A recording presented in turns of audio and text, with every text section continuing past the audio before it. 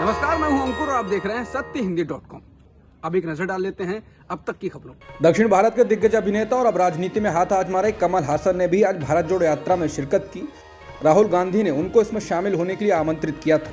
मक्कल निधि मय्यम के संस्थापक कमल हासन ने कहा कि राहुल गांधी ने मुझे एक भारतीय के रूप में इसमें आमंत्रित किया, किसी पार्टी के नेता के रूप में नहीं। कमल हासन ने कहा कि भारतीयों के रूप में हमें देश के लोकाचार को दोबारा से पाना होगा, जिसे हम खो रहे हैं। मैं इस यात्रा को इसे करने के मौके के रूप में देखता हूँ।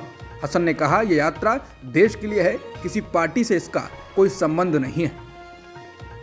भारत जोड़ो यात्रा शनिवार सुबह दिल्ली पहुंच गई। यात्रा के दिल्ली पहुंचने पर प्रदेश कांग्रेस कमेटी के हजारों कार्यकर्ताओं ने इसका जबरदस्त स्वागत किया। कांग्रेस की पूर्व अध्यक्ष सोनिया गांधी और पार्टी महासचिव प्रियंका गांधी वाड्रा, उनके पति रॉबर्ट वाड्रा भी भारत जोड़ो यात्रा में शामिल हुए हैं। दिल्ली में यात्रा आश्रम चौक से होते हुए नेताजी सुभाष मार्ग, लाल किले से आगे बढ़कर शांतिवन और राजघाट तक जाएगी। भारत जोड़ो यात्रा तमिलनाडु, केरल, कर्नाटक, आंध्र प्रदेश, तेलंगाना, महाराष्ट्र, मध्य प्रदेश, राजस्थान, हरियाणा का सफर तय करते हुए दिल्ली पहुंची है। दिल्ली पहुंची भारत जोड़ो यात्रा में राहुल गांधी ने कहा कि बीजेपी नफरत फैलाती है, हम प्यार फैलाते हैं। हम सभी भारतीयों को गले लगाते हैं। हर भारतीय को देश में प्यार फैलाने के लिए एक छोटी सी दुकान खोलनी चाहिए।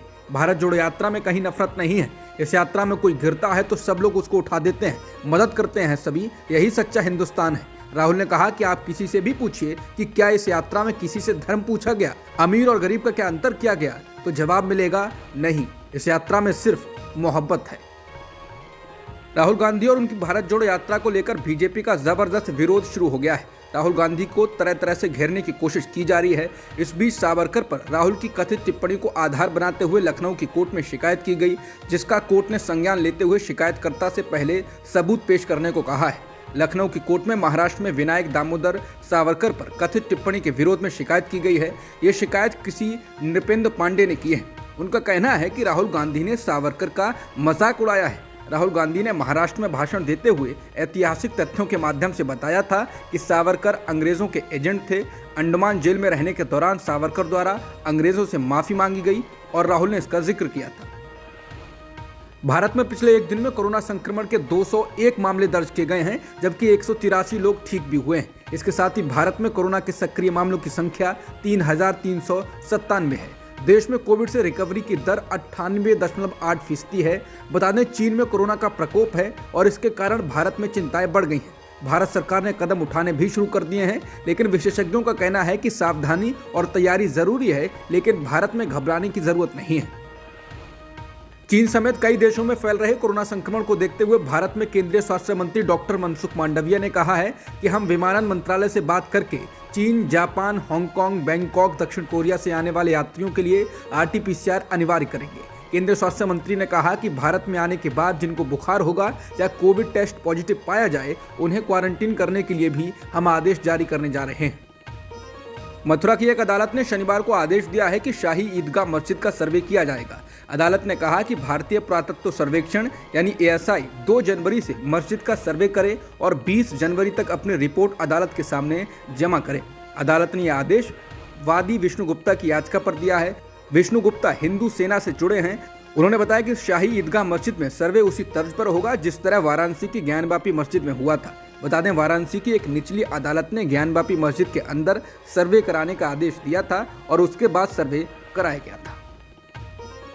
राजस्थान पब्लिक सर्विस कमीशन का सेकेंड ग्रेड टीचर भर्ती परीक्षा 2022 का सामान्य विज्ञान का पेपर लीक हो गया।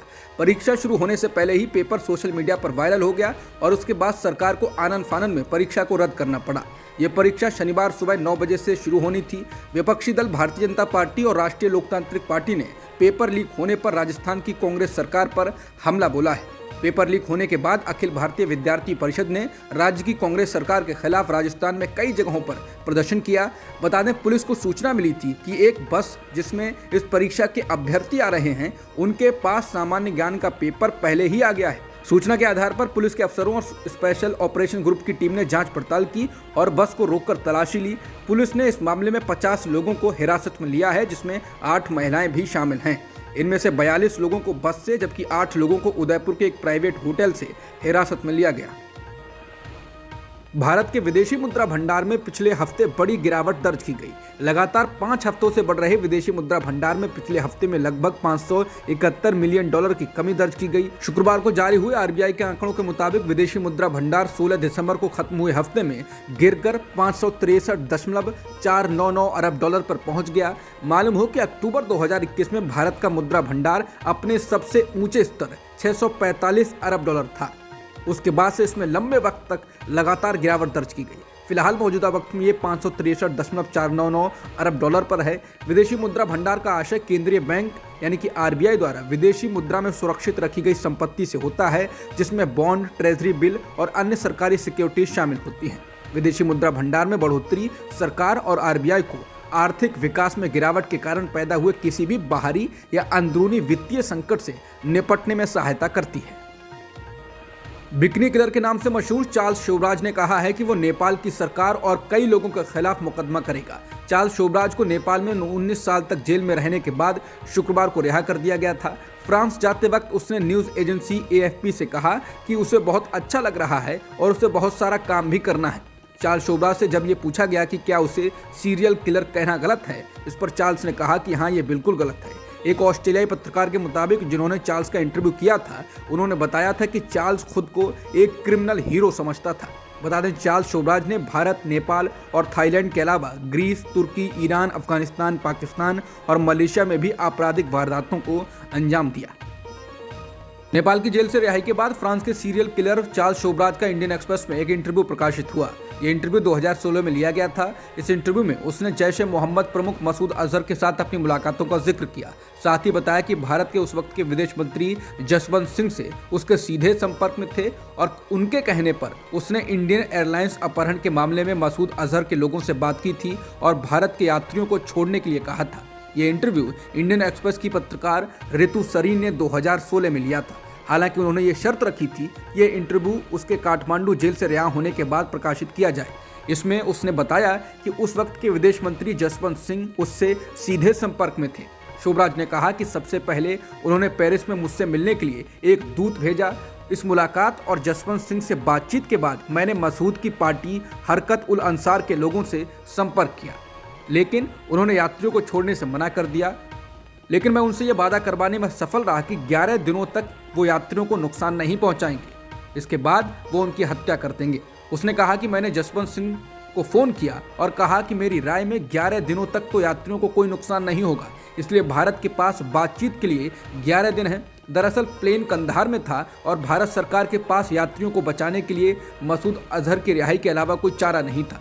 शोबराज ने कहा कि मेरी जसवंत सिंह से लंबी बातचीत हुई, मैंने उन्हें दूसरा उपाय सुझाया। इसके मुताबिक भारत सरकार आधिकारिक तौर पर यह वादा करे और संसद से सहमति ले कि मसूद को 6 महीने में रिहा कर दिया जाए।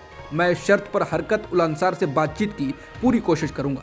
जसवंत सिंह ने कहा कि वो कैबिनेट से इस बारे में मशवरा करेंगे, लेकिन आखिर में उन्होंने मसूद को छोड़ने का विकल्प चुना।